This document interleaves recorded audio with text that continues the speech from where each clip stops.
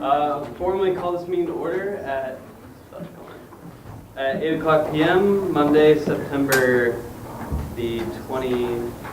24th. Forgot to change the day on the agenda. Sorry about that. So we'll just start with our roll call. President Winter. Here. Treasurer Polanski. Here. Senator Zaki. Present. Senator Immel. Present. Senator Struckman. Present. Senator Steinheiser. Present. Senator Benke. Present. Senator Brown. Present. Senator Mariyama. Present. Senator Luft. Here. Senator Lucas. Here. Senator Walsh. Present. Senator Garner. Present. Senator Masizak. Here. Senator Hollis. Here. Senator Ogle. Here. Senator Warren. Present. Senator North. Here. Senator Pariso. Here. And Senator Jacobs. Here. Oh, Senator Cervantes. Here. Okay, so in lieu of an opening devotion, we're going to have a special presentation from Dr. Miller, who is the Assistant Provost for Inclusion and Student Success Services. So we can go ahead and call that. Hi, everybody. Hello. I didn't realize it was like totally formal. I said, Alex, do you guys dress up every meeting? He said, yeah. I was like, oh. Okay. You guys are a serious Senate. I appreciate that. So again, my name is Stacy Miller. I'm here out of the Provost office, and some of you may have recently seen an email come from me around bias incident information, telling you how to report. Last year, we revamped our system on campus. Bias incident report systems are pretty common at most colleges and universities across the nation, and Valpo is no exception. We revamped our system last year, did a soft launch, and this year we're doing a harder launch. But all that said, what I want to do right now is share the data from last year and tell you what's going on campus in terms of climate and how people are experiencing things at Valpo. So I'll do this quick summary, and you guys, if you have questions throughout, please ask. So what I'm going to do is going to talk about I'm going to do a case report summary, talk about all the cases that happened last year, and just give you a quick summary of them. I'm going to show you a flow chart of how incidents get reported and how we manage those incidents. Then I'm going to talk about case status summary, like where things are at this point, or how things ended at the end of the year. I'm going to talk a little bit about who the complainants are, who's reporting, and who are the respondents, who are the people doing the bias incident. And then we're going to talk about bias incident categories and incident categories so that you have a sense for what kinds of things, again, people are reporting. And then we'll talk about next steps.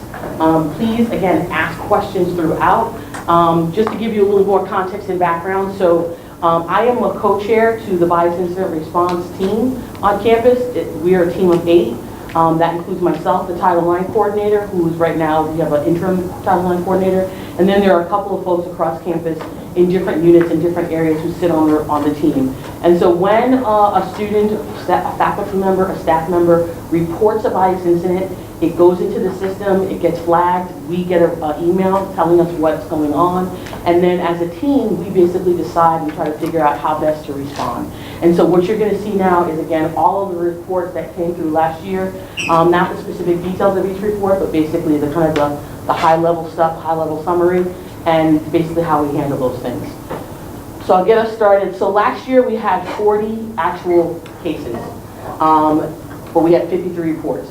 So one incident can be reported multiple times. So I don't know if who was here last year?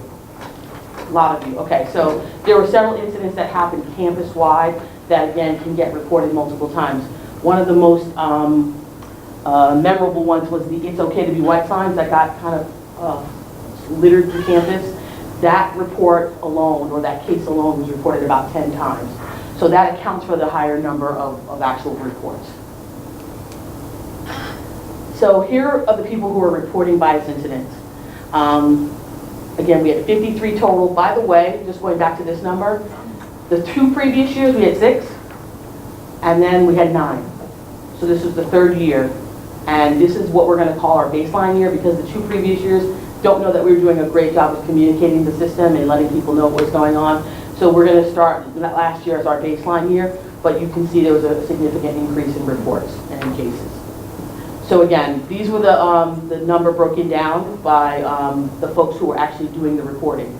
So we had 17 students, or 32.1% of students reported cases.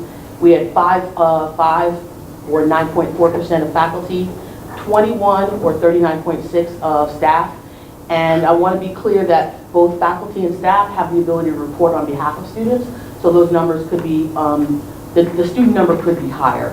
And then 10 anonymous, meaning people reported but did not provide any information for us to be able to follow up them or track them down. Report types.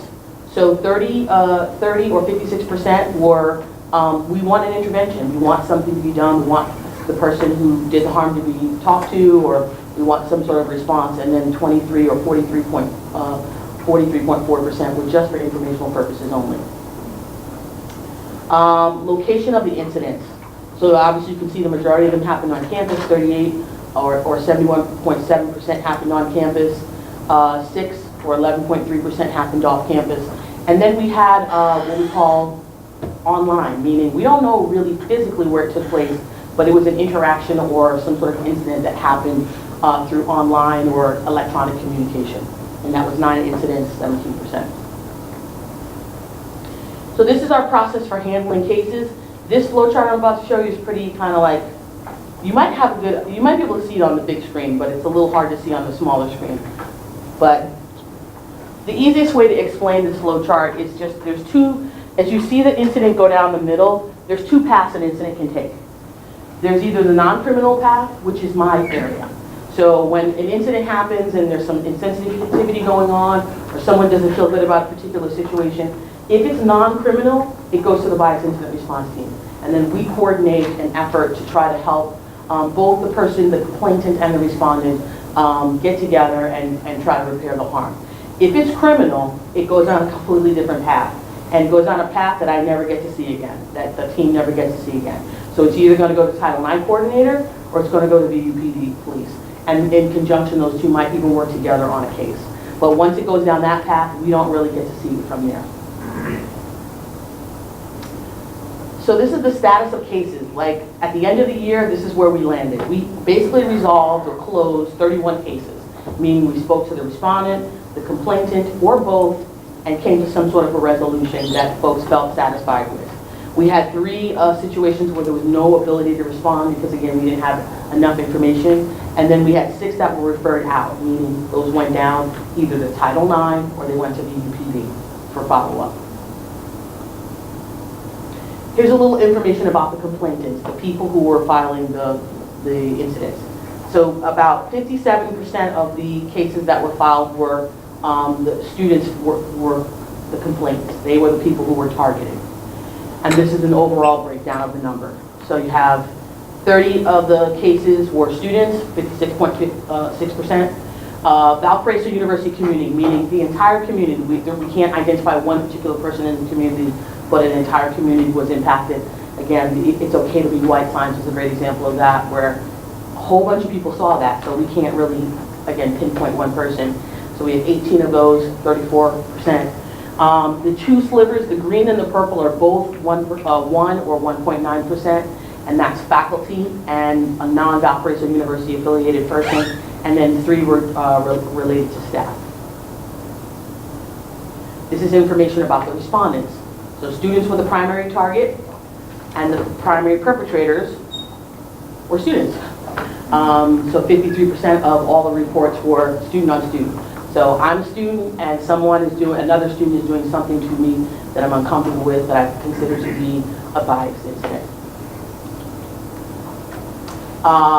This is the breakdown. So 28 or 52.8% were students. Again, the little sliver is 1. That's Valparaiso University community. 6 or 11.3% were faculty. 4 or 7.5 were staff. 4, 7.5 were non-Valparaiso University affiliated, and then 10 were unknown. Now I'm going to talk a little bit about the actual bias incidents. So the most commonly reported bias incidents that we have on our campus are related to these 3 categories. These are the most common ones. It's either race, skin color, or nationality of origin. Here's the thing though, you can, as a person who's filing a report, you can note more than one thing. Okay, so you can say, I think it's my race, I think it's my nationality, I think. You can check as many as you want. And so that's where you see those numbers. So basically, a whole bunch of people thought I was being targeted because of my race, but they might have also thought it was something else and noted that as well. And then these were basically the categories in order. So these are all listed in the report. You can check any of these off. Then we bunched them together by category. And so race-related came up to 40. Ability-related was 10. LGBTQIA+ was 10. And we have religion, sex-related, age, class, military affiliation, organizational status, it could be any organization, and then 2 were unknown. And then incident types, what kinds of incidents were going on last year? Again, these were the top 3. Inappropriate discriminatory comments. Somebody said something off the wall, somebody said something that makes somebody else feel uncomfortable, or something that someone thinks is inappropriate. Microaggressive comments, I'm sure you all have heard that term before. Folks feel I've been microaggressed, somebody said something about, one of my identities that I feel uncomfortable with again. Or we have written hate speech or graffiti. Last year we had what we call the swastika bandit on campus, and they tagged a number of different locations, a number of different times throughout the academic year, mostly in the res halls, a couple of spots in the Union, and I forgot the third location, but a couple of areas got hit. So this is the incident breakdown. Again, inappropriate discriminatory comments were the highest. Written hate, graffiti, intimidation, perceived unequal treatment, social media harassment, retaliation, stalking, and the list goes on. And then we clustered again, we categorized the incidents. So discrimination was the highest, intimidation was second, property damage, harassment, and assault. And those assaults, again, those got moved out of our area and onto Title IX or VUTV. But we still track them because somebody reported them through our system. And that's it. This is kind of a little bit of a summary for us. We definitely still have a lot of issues on our campus around race and skin color in terms of how people feel, and they're being unequally treated, or they're being unequally targeted. So that's still an issue for us. We know that we have to do a better job of educating you all on the front end. I know that we do a lot of stuff during the weekend of welcome to really help students understand what our community is about, who we are, what we stand for. We try to embed our mission into that conversation, and we do talk about how we should be treating each other. But no matter how many times we have those conversations, you know how it goes. There are students who are always going to kind of break the community norm and go outside the box. So we just need to continue to watch and track and monitor that behavior. And I ask you, obviously, as leaders on campus, to embed yourself in conversations or to confront situations when you see things happening. And these are things, again, that we're working on, or that we've seen other campuses do, that we're also doing. I'm sure you all have seen a couple of advertisements go out about the freedom of speech person who's coming to campus in a couple of weeks. That's one of the ways in which we're hoping to engage students in more conversation, more dialogue about how we have civil dialogue and how we need to honor the first, our amendment rights, but also be respectful and kind with one another. So that's all I have, and I would love to take questions. I should have did a little preface about the bias incident system, but I assume, again, that most of you know what it is, or that you are aware of that the system exists. It's in lots and lots of different places on campus in terms of ways to report. It's on a lot of different websites, but I'm open to taking questions now if you have any. Yeah, oh yeah. How do you measure online progression? Because does it have to be like between two students, or like is it if somebody like totally not on the university says something to just a student who goes here, is that included in here? If it's reported to us, it would be included. The only way we know what's going on is unless people report, and that's one of the reasons why last year I spent a lot of time going out and campaigning and saying, report, report, report. We want to know what's going on. Even if we can't, if it's off campus and there's no way for us to reach that person, we want to at least take care of the people in our community and make sure they're okay and that they have the resources and support that they need. So When you hear, when you see, report, report, report. The best way to do it is online. Obviously, if it's an emergency, we want you to call VUTV, but if it's something that's happening in the res hall, the classroom, with your organization, let us know and let us have an opportunity to help you intervene. Yeah, what are some of the ways in which your department handles these non-criminal offenses? If you can't go into detail, that's fine, or any specifics, but if you could just give an example of how your department in particular handles these type of cases. That's a great question. One of the things we try to emphasize to folks is that our process, the non-criminal process, we try to make it as educational and developmental as possible. There are certainly times when things are going to go down a conduct road, but whenever we can intervene in a more positive and a more educational and more proactive way, we try to do that. So an example, last year we had an incident in a rest hall where one of our RDs was targeted. Unfortunately, two folks called that person a bunch of names, and so we met with them. We had a restorative circle, and that was really a conversation in which all sides got to hear one another, got to talk to one another, listen and hear for impact. And at the end of that, all sides, I think, felt a lot better. Tim was there, folks from Res Life were there, and it was really a helpful conversation because the students who did it didn't really recognize and realize kind of like what they had done and how painful that was for the other person. And so hearing his perspective and hearing him say, this is what happened, this is how it made me feel, and them also taking responsibility and apologizing, all sides at the end, like I said, felt much better. And that's pretty much most of the time the tone we try to take with that situation. It's okay to be white sign, same thing. We held a community forum. We had a whole bunch of folks show up, about 70 people came. We're in the community room. We had roundtable discussions about what happened, again, who was impacted, and how we can make our community better. And so we just try to, again, be as proactive and as positive and educational as possible in that process. Have a question?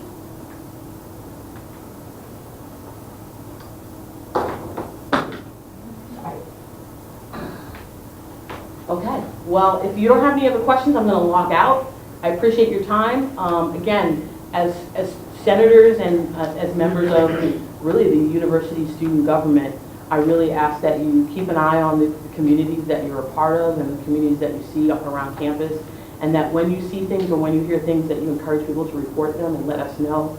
I consider myself to be a safe person to come and speak to at any point in time, so direct people my way, but send them through the incident report system, and a number of us will reach out and help and support those students who need it. So thank you for your time. I really appreciate it, and have a good night. I'm going to bed.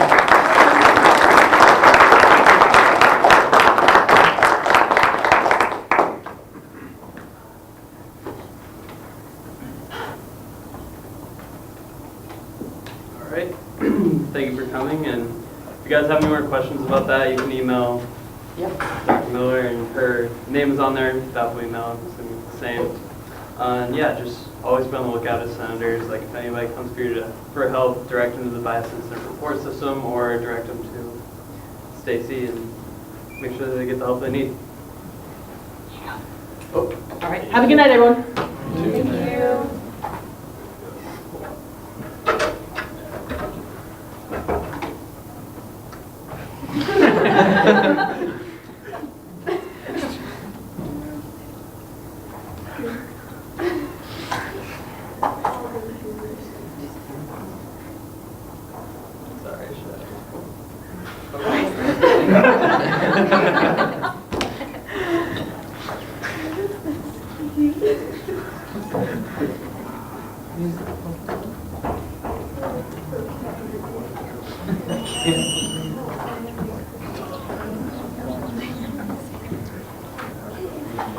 Alright, you all have agendas.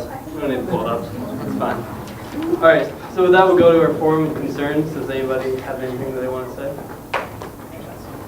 Alright, you can go.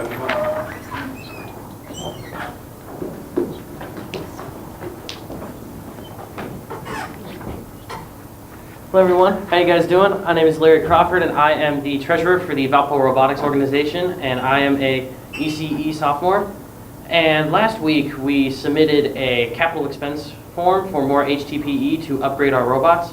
And I just wanted to elaborate on why we need that, because Because per this year, new specs have gone into play where our robots now have to be smaller. So our current robots that we have no longer fit specifications.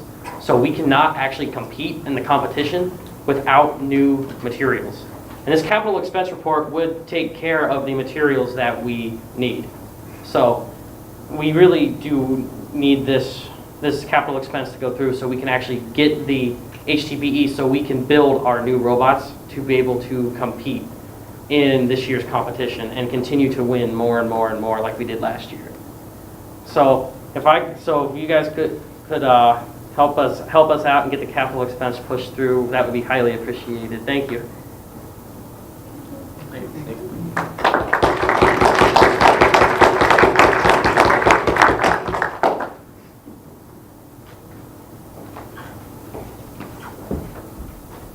Hi everyone, my name is Emily Newhart and I'm editor-in-chief of the Lighter, Valpo's literary magazine. So I'm going to talk really briefly about two forms we've submitted. So one was a CapEx and one was a line item shift. First though, I do want to thank Student Senate for letting us come here, and want to especially thank Hannah and Caitlin because you've been super proactive with helping the Committee on Media and our finance. So beginning of this year, we submitted the CapEx form requesting an update for our organization's computer in our office.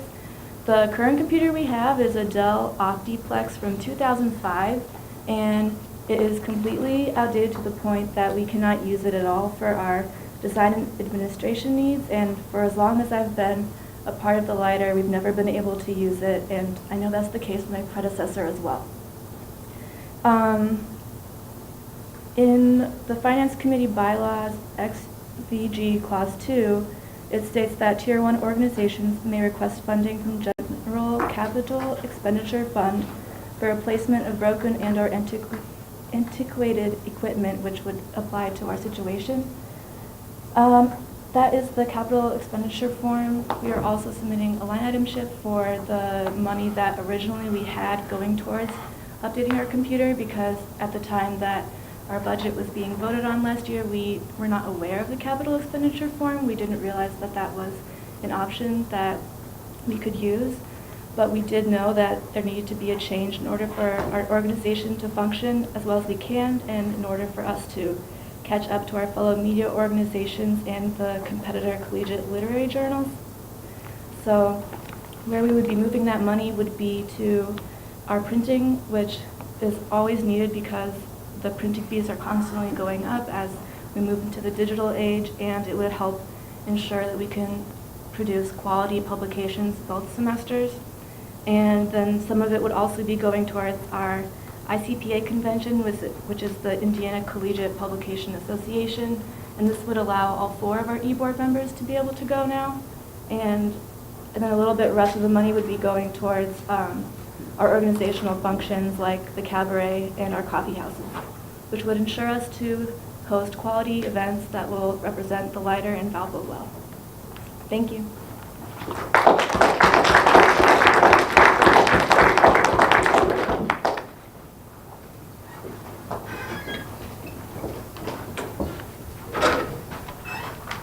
Hi everyone, I'm Sophie Hecht and I'm the programming director for VUTV.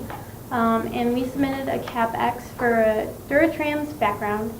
So we got a new set this year, and it was, when it was made, it cost about $120,000, and we got that set donated to us. And our current background, which is part of the set, is dry rotted, and so if you press on it, your fingers will just go straight through it.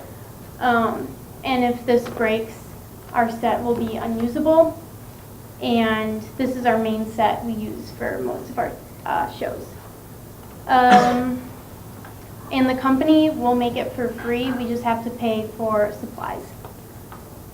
A new background would last us 5 to 10 years, and currently we do not have funds, so we can't line shift for it. So our new set looks really great, and so to have a background that matches the set would be very beneficial, and once again, if it breaks, then we cannot use it. Thank you.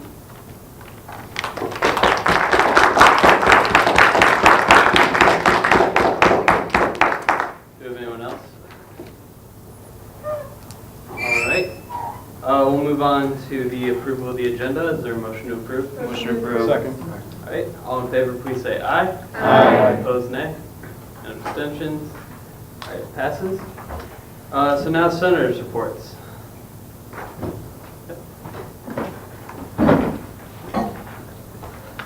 So I have a report for one of my liaisons from last semester. Since we haven't gotten our new ones yet, I was going to do it anyway. The Athena Society is hosting a bake sale this week on Tuesday and Thursday from 10 a.m. to 2 p.m. and they'll be in the Chapel View Lounge. So all the money, so it's a bake sale centered on like the gender pay gap, and so you like pay what you would make in like the dollar sense, if that makes sense. And so definitely like go and support them, and the money that they are raising is going to the AAUW of India. Yeah. End of the report. Are there any other senators' reports? Yep, Senator Benke. Okay, so as I think everyone's noticed, we have a whole bunch of capital expenditures requests to go through this evening. So I just wanted to kind of get people thinking about that before we get to the actual finance report time of the agenda. So traditionally, we've had, I think, around $18,000 to $19,000 for capital expenditures that we can go through. This year, we have 10. That being said, I think that we should try and fulfill the requests that are coming through at the beginning of the year, rather than just hold the money and for something that comes in later in the year, because it would be really kind of regrettable if we were to withhold funding from organizations right now so that some organization in the future, possibly them, possibly someone else, could put something through then. I think they're showing a lot of drive to put it through at the beginning of the semester like this, so I think we should reflect that. Thank you. Any other senators' reports? All right, we'll move on to our advisors' reports. No report. Okay. Officer reports for me, go out and get involved with homecoming. There's going to be a lot of alumni on campus, and I know a few former senators have reached out to me already, like wanting to set up meetings and stuff like that. So as people find out you're a senator, they might ask you questions like how things are going, like what's different on campus, stuff like that. So just go out and get involved. The events are fun. This weekend there will be a lot of stuff going on. It's just cool to talk to people. We're looking for more people for the ECPC, which is the Educational Community Policy Committee. Is that the right name? Educational what? Educational Policy Committee. Oh, it's just EPC. Sorry about that. So scratch off one of those C's. But so they're in charge of different like education curriculum, stuff like that. We need people from each college. So if any of you would be interested, or if you know people who would be interested, that'd be helpful. We're still kind of looking to fill every spot for that one.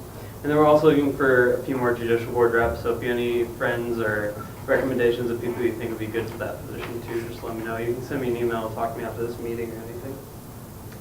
Then our vice president is vacant parliamentarian, our secretary. No. Report. Then executive treasurer Polanski. No report. Move on to our committee reports. Executive committee. We'll be setting a meeting time, hopefully within the next day or two, once we have our vice president selected, and all the chairmen will have to attend those meetings as well. I will let you guys know when the meetings are, because you're welcome to attend whenever. If you want to present anything, if you have any ideas for Senate, stuff like that, that'd be a time to pitch it. And that is it for me. Administration committee, Senator Mariano.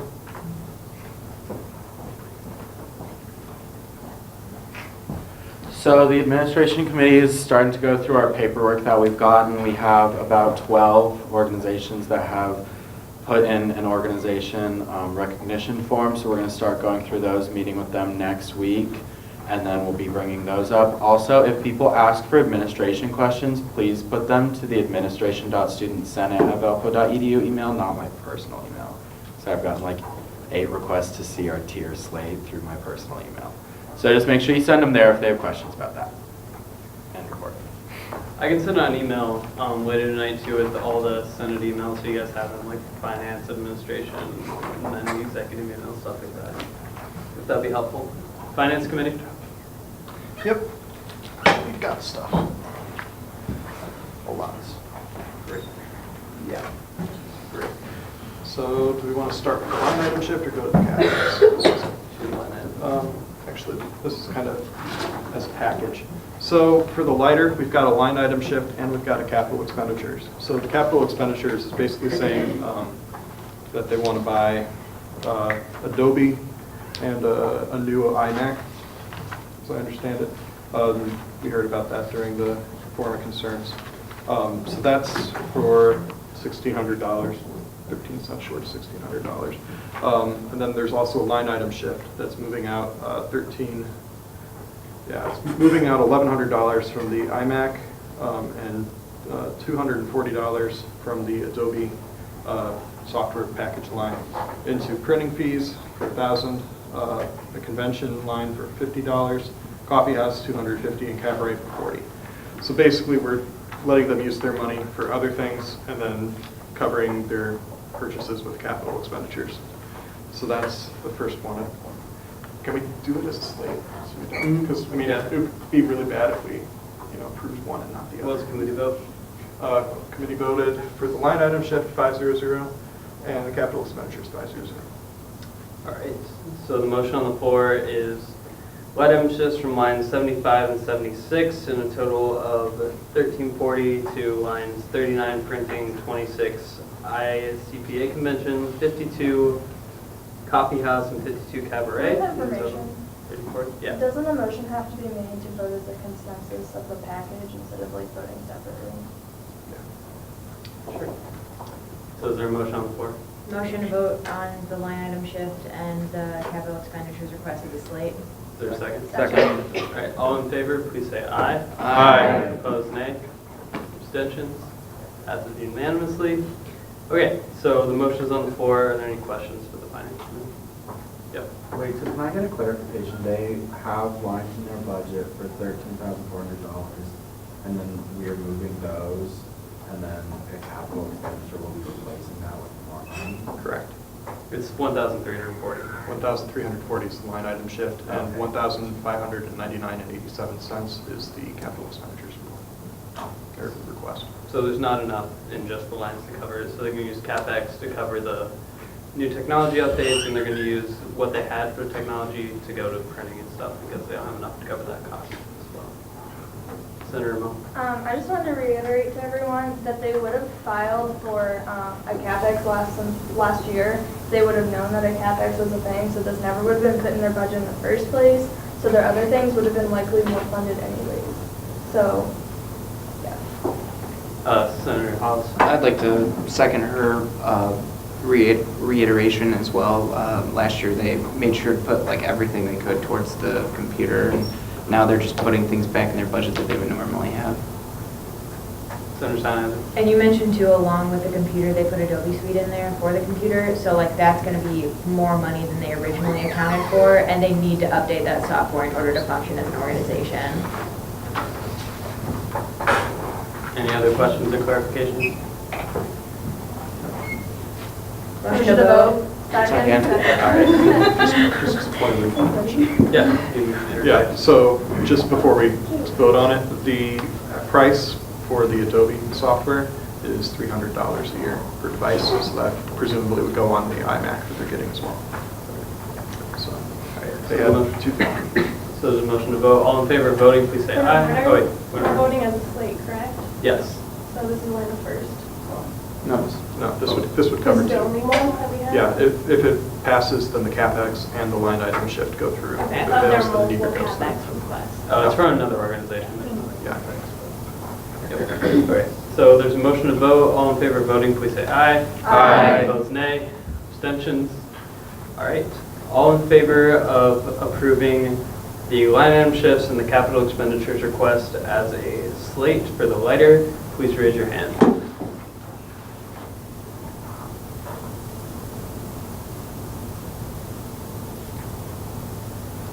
All right. All opposed? And abstentions? Passes 20-0. Not, Sorry about that. no, you're fine.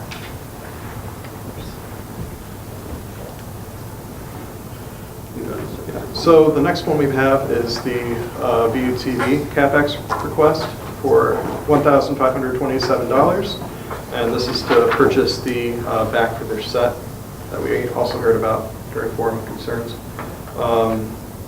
So, yeah, that pretty much covers it. Are there any questions, discussion? Senator Abel?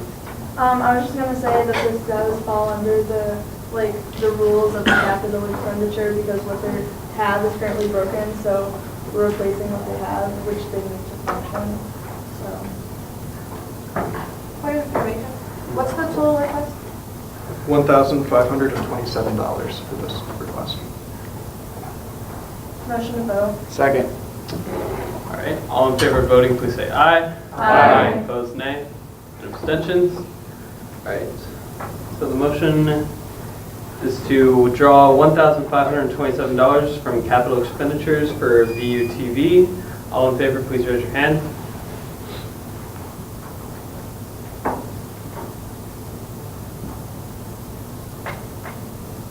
All right, and opposed? Abstentions? Passes 19-0-1. Okay, then do you have the robotics one that's tabled? Yeah.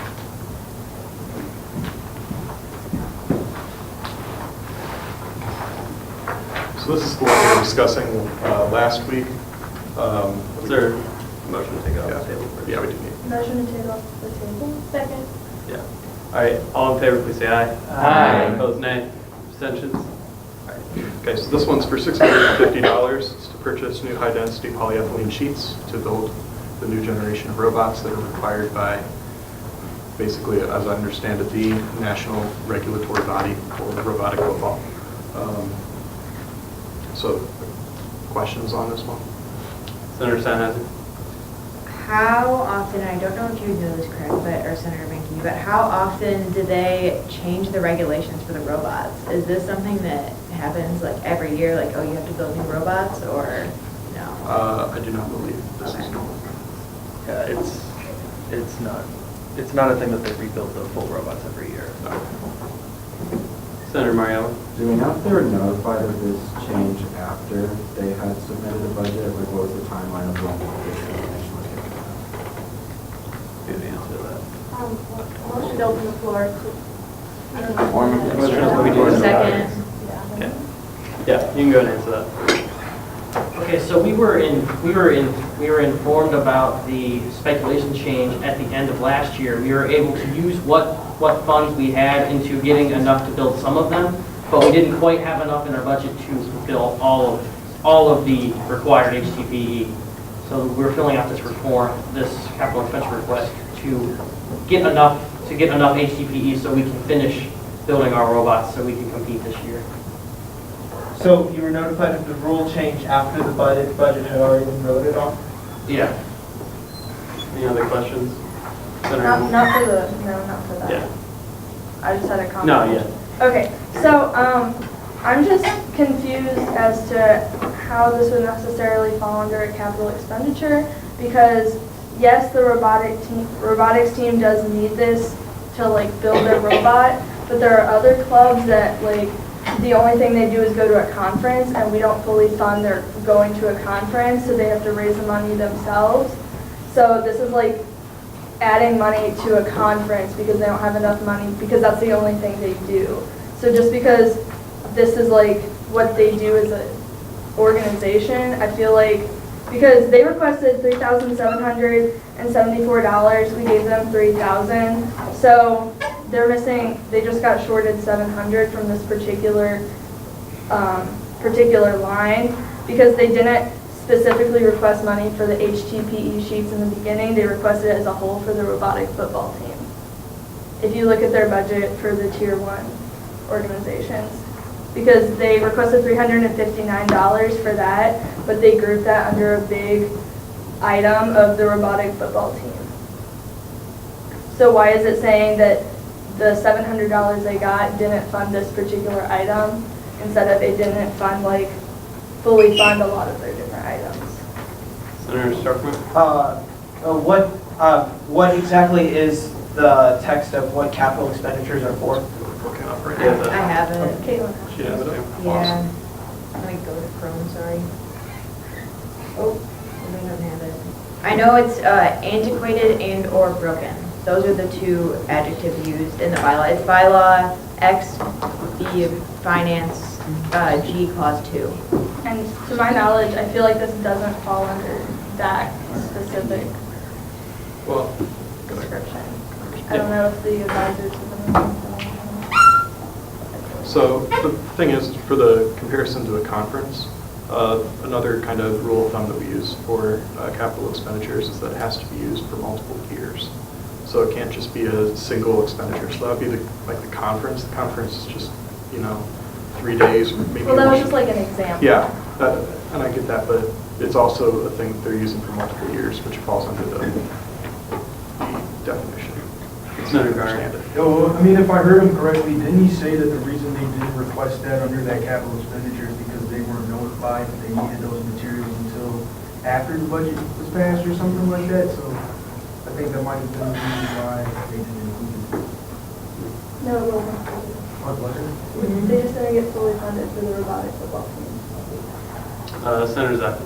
I just think it's important to consider when we're discussing capital expenditures, especially considering that we have such a limited budget this school year, whether things are necessary. So like the member from the robotics team had stated, they had updated some of their robots to fit the new specifications for this year at the end of last year, just not all of them. So I guess the question that I'm asking would be to a liaison or to the member himself, is this absolutely necessary that all of the robots are updated, or can we function with the ones that are updated based off the budget from last year?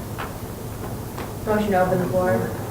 Second. Okay, so with this new specifications is, we need all of our robots updated because all of them serve a certain purpose. Each robot is designed to serve a certain purpose. And if we don't have all of them updated, we cannot successfully perform the robotic football competition. So without all of our robots fully updated to the new specifications, we cannot successfully compete in the competition this spring. And one more thing is, these robots, they'll be used for years after. This is a one-time expenditure request that will be used for like at least 3 or 4 years after we build them. Senator Steinhauser? The only thing making me hesitant with this is the fact that, what is the HDPE. The HDPE was included in their original budget and they weren't funded. So they were funded, we did give them money for it, but it's not in a specific line item. So if another organization were to do this and they didn't do a specific line item, I feel as though we would kind of treat it differently. Not to mention, could you let me know how much how much the CapEx request is for? $650. That's a fundraisable amount of money to me. That's something that's feasible. So that's what's making me hesitant personally. But I don't know, I would like to hear other opinions. Senator Brown? I'd like to know if the request for the sheets was like just for general updates for this year, or if it was specifically to make adjustments for the new qualifications. It was put under robotic football team on line 85, but so a lot of engineers for the finance, when they submit their budgets, a lot of engineering groups do specific lines for each specific item they need, like an ingredients list for a recipe, so they do each an individual thing. However, the robotics team did line 85 called robotic football team. They requested $3,774.38. We gave them $3,000. And then lines 86 to 95 are not necessarily lines that we gave money to. It was just giving the specifics of what the robotic football team and those costs covered. So line 86 was HDPE sheets, which they're asking for now. And then line 87 was 22 motor bags for $549 and so on. So it's not that we didn't fund the specific item, we just didn't fully fund the robotic football team. Senator Stark? I would like to, Senator, it sounded like that you made it sound like they knew about the rule change when they submitted the budget. They did not. So it seems like they had it for like general updates, but now they actually needed to actually compete. Senator Garner. And as the member stated, this would be necessary money that they need in order to compete. They can't even compete unless they add these materials. So I think that this would be necessary, as Senator Zaki pointed out, because our budget is limited at this moment. We should only be allocating it towards necessary reasons or certain reasons like that. And I think that this would be necessary. Senator Warren. To address like the feasibility of them fundraising the money, when would they need it by? Like when is their competition? Motion to open the floor. It's in the spring. Second. So our competition is in the spring and May, but as of right now, we can't get the HDPE in April and then have the robots ready by May. It takes time to cut out the base plates, to build the robots, to design the robots, and basically to fit the specifications, we need like 4 or 5 months or some of preparation, or if not more, to get it. So the sooner we can acquire HDPE, the better. Senator Steinhauser. So if 4 or 5 months is the timeline, they have 4 or 5 months to fundraise and put this together. Yeah, so the thing is with robotics, as I understand it, the HDPE is like the base plate. So it's what everything else is attached to. So you need to have it at the beginning of those 4 or 5 months to attach everything else up. It's not like something like the finishing touch that you can put on it at the end of that right before you're about to go. From what I'm aware is the spring competition isn't necessarily the only time that they compete. There's other scrimmages and games during the fall and the spring before that. Senator Mariano. Do we know, so just to clarify, because I don't have like authorization to look at the budget anymore, do we know, so they were allocated about $3,000 for a line for that. Do we know how much their modifications they made at the end of the year, how much of that budget was used? And like, do we know how much they have left of that could possibly cover this? Or is it that all of these modifications took their complete $3,000 of budget that they were allocated? Does anyone know the answer to that? You want to look at past budgets? Oh, motion to open the floor. Second.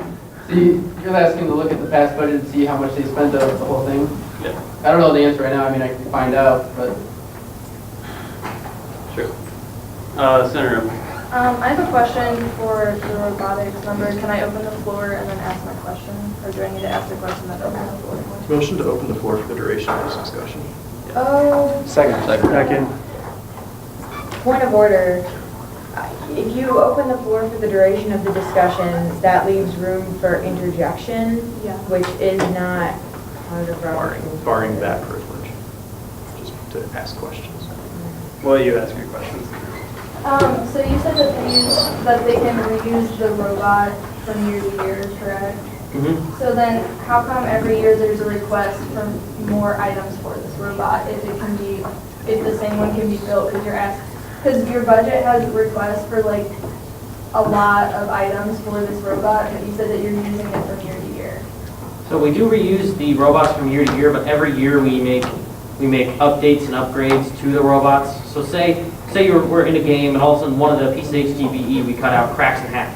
We have to replace that with HDPE that we requested to get funded for in the budget that we submit in the year. So for all this HDPE that we buy during the normal year without this capital expense report, it goes to fixing robots that broke during our scrimmages and stuff. Like we actually have a match against the alumni this Saturday, the homecoming game. So we're going to have some broken parts there that are going to need to be replaced with. And there's going to be parts that goes wrong. It's going to be stuff that we're going to need to replace and throw away old broken parts. So that is where all of this money that you guys are allocating for us year to year goes, is to replace parts that need replaced and to update robots with more update material so we can compete better. Let's try to limit questions to the floor if we can. Senator Zaki. So from what I'm gathering, I think the money is necessary for the club, but I'm weary of the precedent it sets to fund a club for what looks like, or give them money that was originally cut from the budget last year. Like, it was cut for a reason. Our budget, all budgets across the board were cut. So I think we need to be intentional with how we use the capital expenditure funds for what they're designated for, which is updates and antiquities. Antiquities, is that what we said before? Antiquities. Yeah, exactly. So while I do view that the money is important for the club to function, I don't really feel like it falls under the umbrella of capital expenditures. And I don't think it would be good to set the precedent that clubs can come and use that budget for to fill in lines that were lessened during budget season last year. Senator Baker. So just to kind of respond to that, there are still very, very stringent regulations on what we can and cannot fund using capital expenditures. So we can't, if like people don't get funded for an event they want to put on or something like that, we can't fund it. It's only for materials or equipment Outdated. that are outdated or can't be used, basically. Senator Garr. Yeah, if the competition isn't allowing for them to use material that's too large, then obviously that material must be too big. So I think this is a necessary expense. Otherwise, they can't compete. So I'm just trying to understand why other senators would have objections to it. I know that we have to limit how we're spending monies, but this definitely falls under capital expenditure, and it's definitely a necessary expense, or they're not going to be able to compete. So. For the sake of time, I'm going to go limit it to 5 more comments. So Senator Struckman. Yeah, I would, because of the rule change, it sounds like this falls under the definition of antiquated equipment. This no longer can be used, so they have to update it. Point of information. Yeah. Can we open the floor to the advisors to find out if this is, because right now it's just people saying that this falls under capital expenditure or this doesn't, and it's just opinions instead of people saying this is my opinion, people are saying this is fact. So I feel like we need an actual fact instead of just opinions being stated as facts. You can make that. So motion to open the floor to the advisors. Well, the easy answer is it's your decision.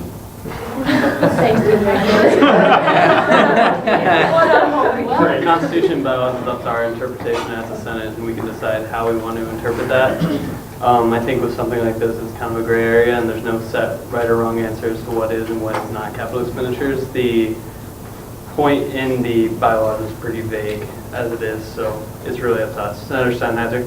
So going back, I'm sorry, I'm rewinding a bit, to when Senator Benke mentioned like the stringent regulations that we have, it's this bylaw. That's the only regulation we have to define capital expenditures. So that's why I'm concerned about what Senator Zaki said about setting precedent. If this is what we're going by, and yes, we've all been in the room for this discussion, but in 5 years we won't, and like, I just don't know if we want to set this precedent that we are willing to fund organizations who did not get funded in their budgets. Like on campus, we're already taken like not super seriously with our budgets, and so if we start going back on things like that, I don't know if that's a good precedent to set.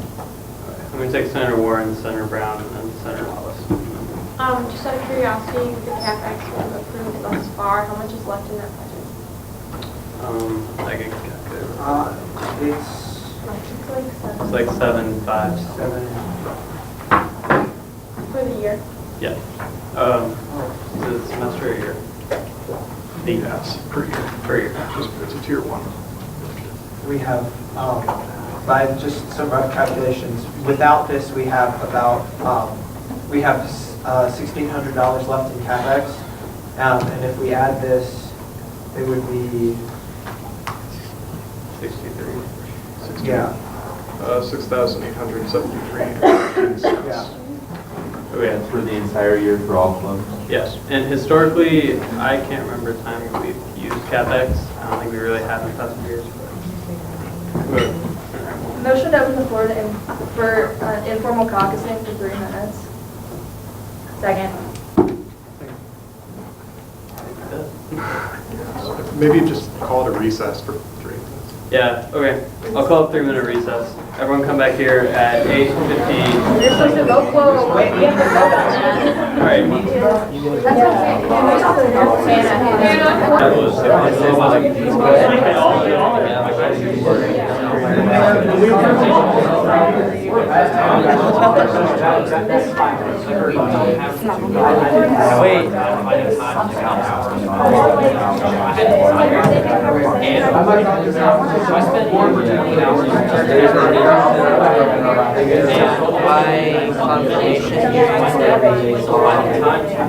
I just really think it's necessary.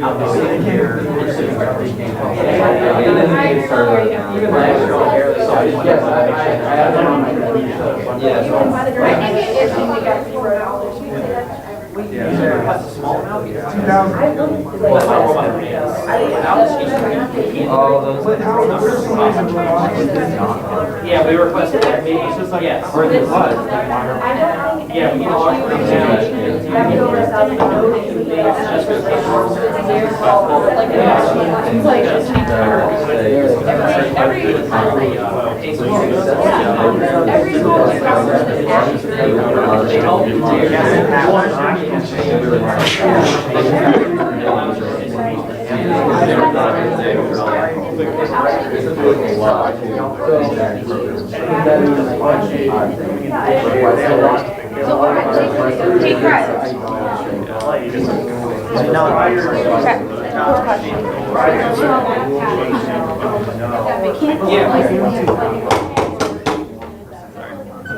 All right, so we can start moving back to the seats.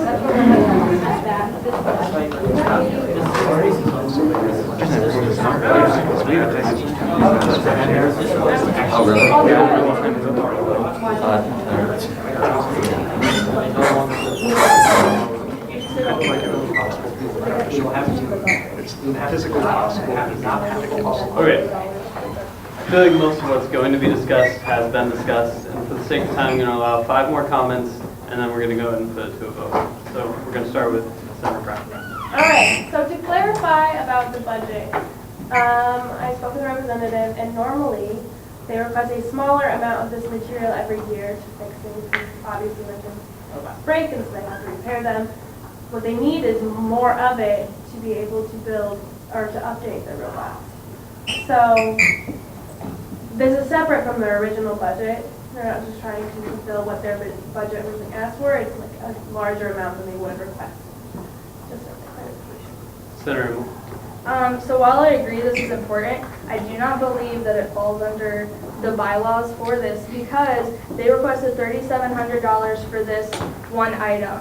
They got $30,000. That's 81% of that budget. So why are we not saying, because they requested $359 for the HDPE sheets, so why is 80% of that not already funded and then that subtracted from the total amount that they needed? Why are we saying that they got $0 for the HDPE sheets? Senator Zaki. Upon speaking to the resident, I understand the concerns that we're facing with spending this specific money. But upon speaking to the representative, it does appear that this expenditure is a one-time expenditure for their club based off of the updated rules. This is not something that they will come back with every year. And it's also not something that they could have allocated within their budget because the rules had changed after the budget was submitted. They do have a certain amount of funds, the $3,000 for their supplies, but this is something extra that had come with those updated rules that they were unaware of when they submitted the budget. So with that clarification, it does fall, I believe it does fall on capital expenditures because it is because of the updated rules. Without that clarification, I don't think it would fall under it, but I think that's important to know. Senator Lucas. I just also wanted to point out that we just gave, more money to 2 organizations that have much less of a time constraint than this particular organization does. And not to mention, the robotics club does bring a lot of appeal to the university given their success in the past. They competed and won, as I understand, in a national championship. So I know that reflects very highly on our engineering program, which is obviously super important to the university. Point of order. I don't believe that's has anything to do with the bylaws. Their representation of this has nothing to do with the bylaw, so I figure that should not have anything to do with this consideration. Well, there can be arguments for and against. However, the bylaw does not thing say that we outside fund of bylaws. people There are because other they represent factors. the university.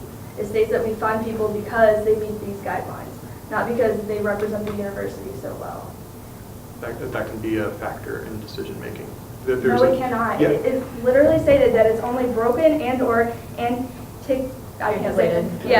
equipment. It does not have anything to do with how they represent the Valparaiso University community. So we cannot say that because they do this, they should be seen as equal to VUTV in the light of their needs, because their needs were broken and antiquated.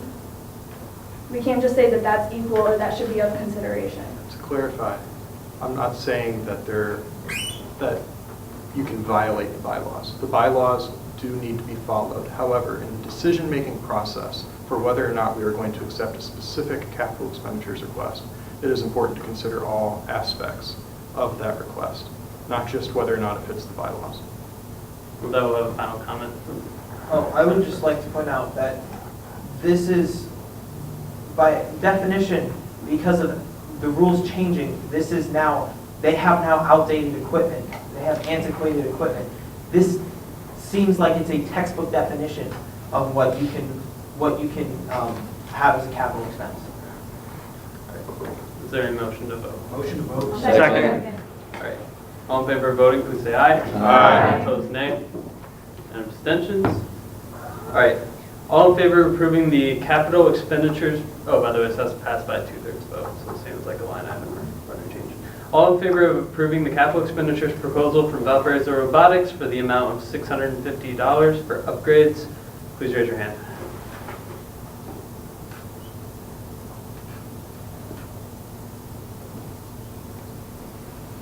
All right, all opposed? And abstentions? All right, give me a second.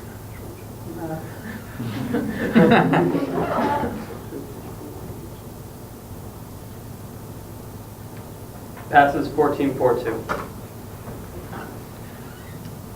Just as a closing thought, since we were discussing whether or not something fell under capital expenditures or not, it may be a good idea to pass an SR amending the bylaws to have a more stringent guideline on what is and is not capital expenditures, just as a personal thought. If someone wants to handle that. End report. All right. Next, we have our Committee on Media, Senator Steinberg. Thanks for your discussion, guys. Okay, so I want to start out by saying thank you guys so much for supporting the lighter. They have been working with me for a long time with this CapEx request and like going through the processes and making sure they knew all of the guidelines, and I feel like that's how we should be with every student organization. And additionally, I've been working with Kevin, and in the past, the Committee on Media organizations never got notified that their encumbrance requests went through. So Committee on Media organizations deal with printing companies, streaming companies, like they have weekly bills to pay, essentially. And sometimes those bills would not get passed because encumbrance requests weren't finished by the treasurer soon enough. So I've worked with Kevin, we've improved that relationship, and he's great to work with. So if any of your organizations come to him with anything like that, please talk to him. End of report. Kevin. Hey, Kevin. All right, next we have our Screening Committee, Senator Warren.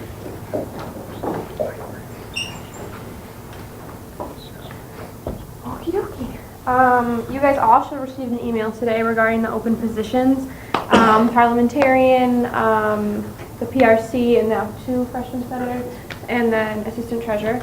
So encourage your friends to apply for those. Those are important. We want to get those filled. The applications are due by September 30th, so Sunday, and then next week we're going to host those interviews and hopefully have some people for you guys by the meeting on October 8th.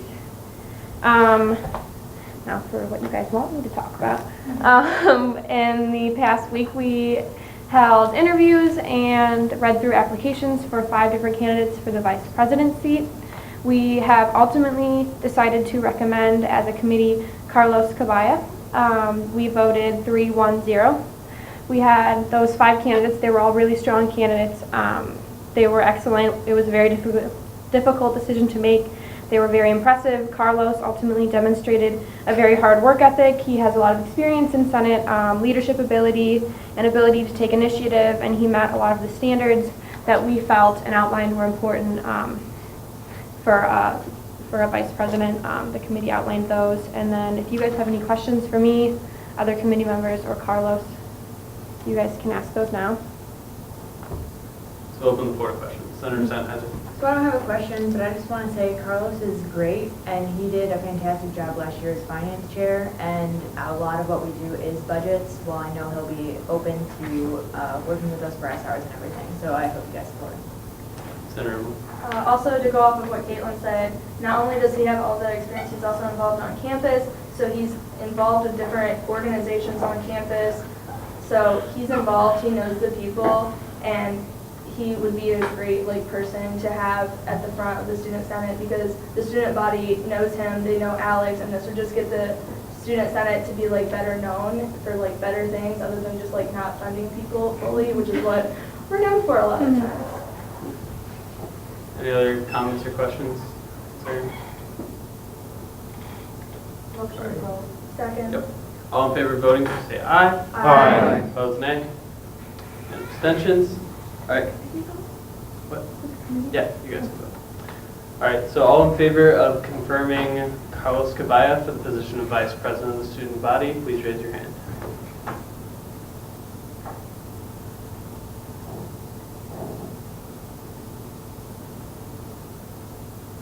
Check that conversation.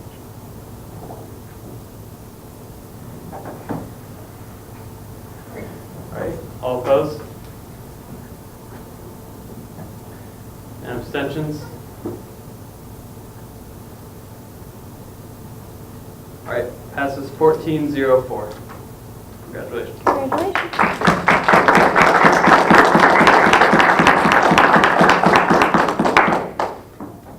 right, Committee on Residence, Senator Zaki. We're going to keep this quick because it was a long meeting. All right, so just a quick update. So the Committee on Residence will be meeting with the RLCs of the buildings across campus within the next 2 weeks, and then after we meet with the RLCs, we will then meet with the presidents of the House Councils of all the different buildings. So I will keep you updated on that. Also, just a quick note, our 3 freshman resident or first-year residence halls have candidates for the homecoming. They are on a different tier than the larger clubs and organizations and then fraternities and sororities. So if you're affiliated with one of those, don't worry, you can still vote for them. So please get involved and encourage them. They're all freshmen running. And so it's really cute to see them get involved. So throw your support their way. Yeah, end report. Okay, so we're going to move on to old business. I forgot to add this to the agenda, but we're going to go ahead and do the oaths of office. So could all senators who have not served before, and Carlos, please come up and do the oath of office.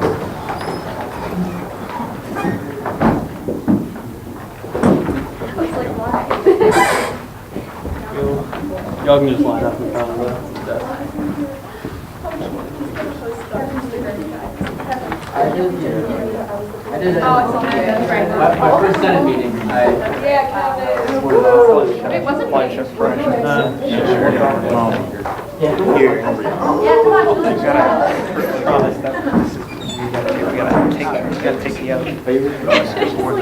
Do we want to all shuffle? This is real awkward. Julian, I know, that's what I'm saying. That's right, minority. All right. So I'm going to save you all from having to repeat every single line after me. So we're just going to start together and just kind of all read through together at the same time. So I say your name. As a duly appointed representative of the student body of Valparaiso University, do hereby solemnly affirm to.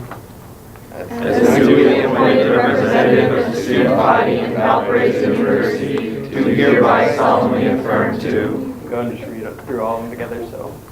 Act in the interest of, as a representative of Valparaiso University, represent my constituents to the best of my ability, cooperate and communicate with Student Senate as a group, promote activism and involvement on campus, communicate and interact with all constituents whenever possible, respect parliamentary procedure, meeting protocol, and the opinions of others, Be proactive in resolving conflicts, opening dialogues, and researching issues.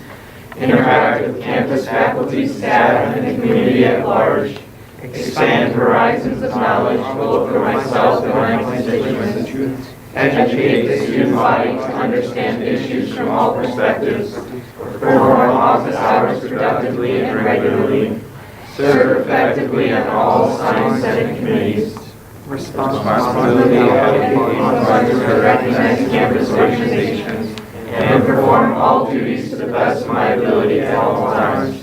I take this oath with all sincerity and respect as to my position and its responsibility to the students, faculty, staff, administrators, and community of Valparaiso University. All right, congratulations.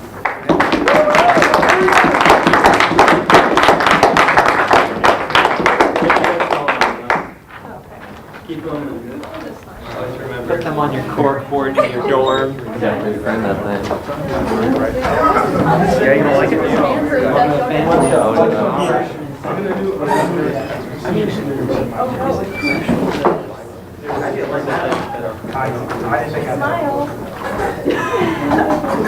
All right, so moving on to new business, we have two SRs on the floor. I believe they're led by Craig. Yeah. So these have to do with the liaison program and what we can and cannot vote for, just kind of unofficially. So I'll just start reading them off, and these will be in the minutes email, I imagine. So, whereas in recent times the effectiveness of the liaison program has been in doubt, and whereas it has been a recurring difficulty to promote regular communications between the various senators and the organizations to which they are assigned, and whereas many, if not all, senators are also members and or officers of other Senate-approved organizations, therefore let it be resolved by the Valparaiso University Student Senate here assembled, that certain steps shall be taken to overhaul the liaison system as it currently stands, to permit and encourage senators to serve as liaisons to organizations of which they are already members by issuing the following directives to this Office of Student Senate Public Relations Coordinator, subject to the Constitution and bylaws. 1. Prior to assigning liaisons for any organizations, the Public Relations Coordinator shall identify senators which are already a part of the organization in question in any capacity. Liaisons shall then be assigned to the corresponding organization. Subsection A. Having multiple liaisons per organization is permissible. Section 2. If an organization does not have a member in the Senate, then a senator shall be appointed by the PRC to serve as liaison. In the course of this appointment, the attempt should be made, if possible, to appoint a senator whose college of study is the same as the associated college of the organization, if such an association exists. And just as a final thought, the Student Senate encourages members of the various campus organizations to consider running for office to represent not only their class, but also their organizations. Wait, could you say that last part again? I'm sorry. Student Senate encourages members of the various campus organizations to consider running for office to represent not only their class, but also their organizations. So kind of the idea behind it is, say you're in the US Senate and you're a senator from Indiana. Under our system as it currently stands, if you are a senator from robotic, like if something came up for Indiana, you would be unable to vote for it because of the possible conflict of interest. So it stands to reason that if we actually formalize these relationships, put them out on the internet where it's like, hey, I'm a liaison to these organizations, then the conflict of interest is like public, and then it wouldn't actually be an issue. And then we have another one that actually kind of goes into what a conflict of interest is and is not in terms of the Constitution, I believe. Yeah, so SR 002, Fall 18, constitutional amendment clarifying the definition of conflict of interest, sponsor Senator Benke, co-sponsor Senator Lowe. Whereas the Valparaiso University Student Senate conducts business which is vital to the proper functioning of the student body, and whereas certain duties of the Senate require the utmost diligence and fidelity in their execution, and whereas other duties of the Senate do not carry this requirement, and whereas the various organizations on campus have the right to expect a vigorous representation, and whereas certain traditions of the Senate may seem to prohibit the execution of the same, therefore, let it be resolved by the Valparaiso University Student Senate here assembled that the following should be added to the Constitution as Article 7, Clause 2, subsection A. Abuse of power shall not include the... I can't hear, I'm sorry. Sorry. Abuse of power shall not include the advocacy of any organizations of which the senator is a member or voting in favor of the same in a General Assembly meeting unless such an action harms the proper function of the Senate. So this is like a rough framework, both of these. If you have any questions or comments, you can direct them to one of us, and I expect there's probably going to be a lot of amendments to the minutia of the language at next meeting. So we'll go into it expecting that and work through it. But I think the general idea behind this is very, I think it's needed in order for us to actually do the jobs that we're here to do. It's kind of crazy to have people from an organization, and they're the people who have the knowledge for that organization, and they can't vote for measures regarding that organization. So if it's formalized, if it's publicized, I don't see an issue behind it. So those are the SRs. Thank you. There'll be an old business next week. So seeing that we do not have any, or do we have any more items of new business? Seeing none, we do not have any more forum of concerns post-mortem. I am excited to be back. Let's have a great year, guys. Do I have a motion to adjourn? Motion to adjourn. Second. All in favor? Aye. All opposed? All right, we're adjourned.